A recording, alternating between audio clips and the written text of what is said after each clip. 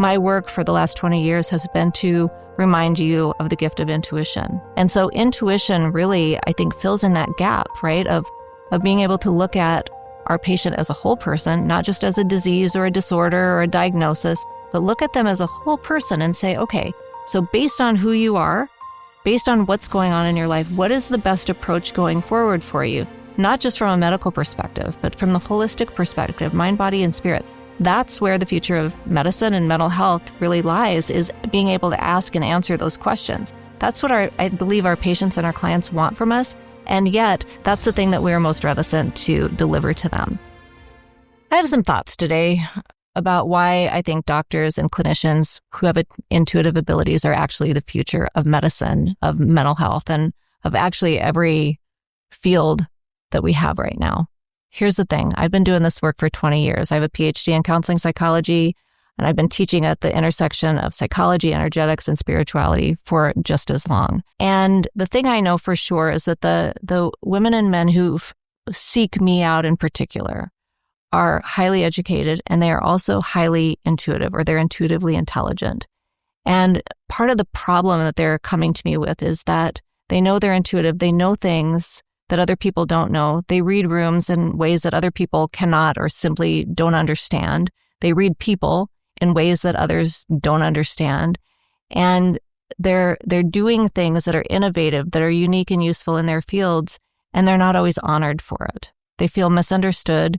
They feel like they're big weirdos. And by the way, weird, actually the root of it means supernatural, which I will actually agree with. But from where I'm sitting today, at this point in the world, what I am seeing is that the old ways of doing medicine, the old ways of healing, meaning the Western ways of healing, are actually converging with intuition. And there's going to come a point sometime in the pretty near future where intuition is going to be the major leadership ability beyond even emotional intelligence. There's going to be a place somewhere in the future, not too far from now, where intuition is honored. Einstein, years ago, was credited with saying that intuition is a sacred gift and reason is its faithful servant. And we have created a culture that honors a servant and has forgotten the gift. My work for the last 20 years has been to remind you of the gift of intuition. And the sooner we do that, not only do the fields that we work in change, but we change as a result of it as well, because we really get into this place of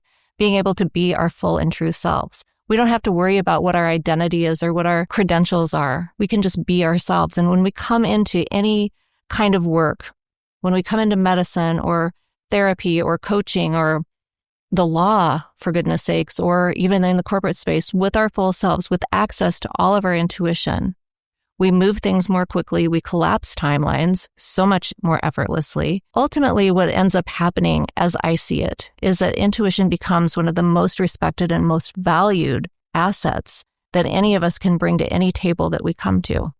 So let's talk about our patients and clients and what they're actually wanting from us. I remember a long time ago, one of my clients told me a story of a patient who had come into her practice and was diagnosed with breast cancer. And the patient was trying to make a decision of whether or not to get treatment by using a pendulum, an energetic way of just answering yes or no.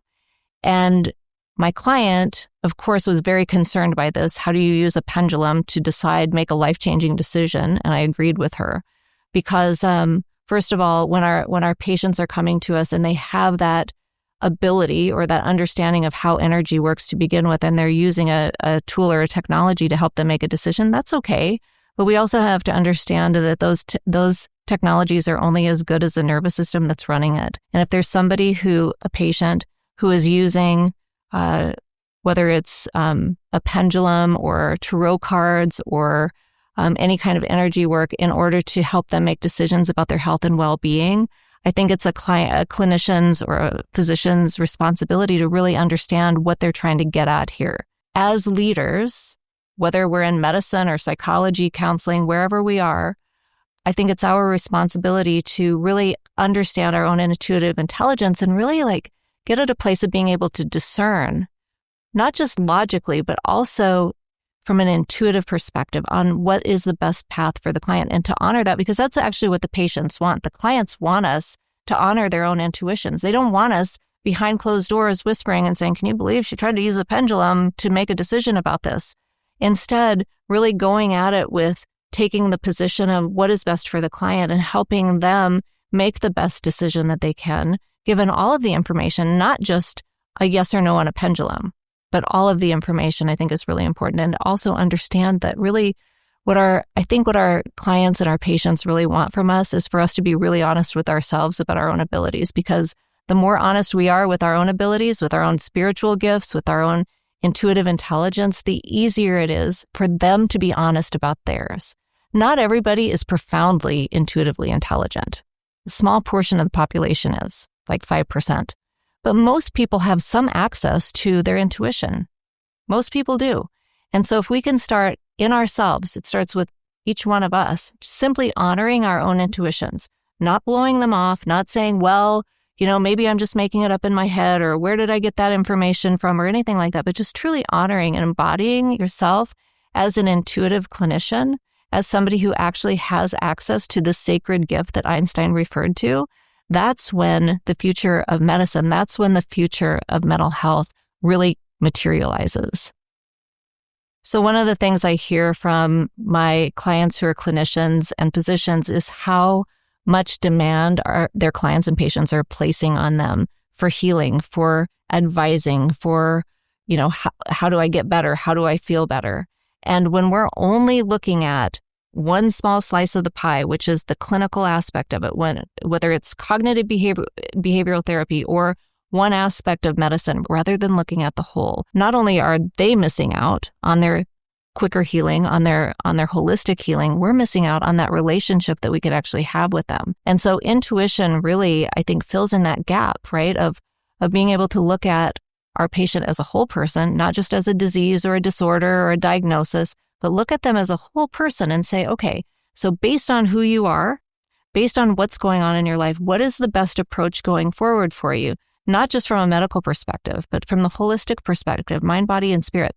That's where the future of medicine and mental health really lies, is being able to ask and answer those questions. That's what I believe our patients and our clients want from us.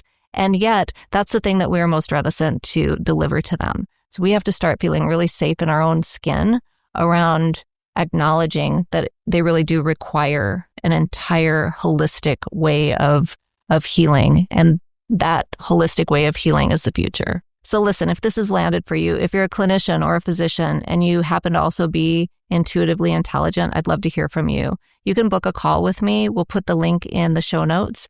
And during that time together, we'll be able to talk about what your psychospiritual journey is and how you can start integrating your intuitive intelligence into your clinical practice and into the rest of your life too. Well, that's our show for today. Thank you so much for joining us. If you're watching on YouTube, go ahead and subscribe so you never miss another episode. And I'd love it if you'd leave a review on Spotify or Apple Podcasts or wherever you're listening to your audio podcasts.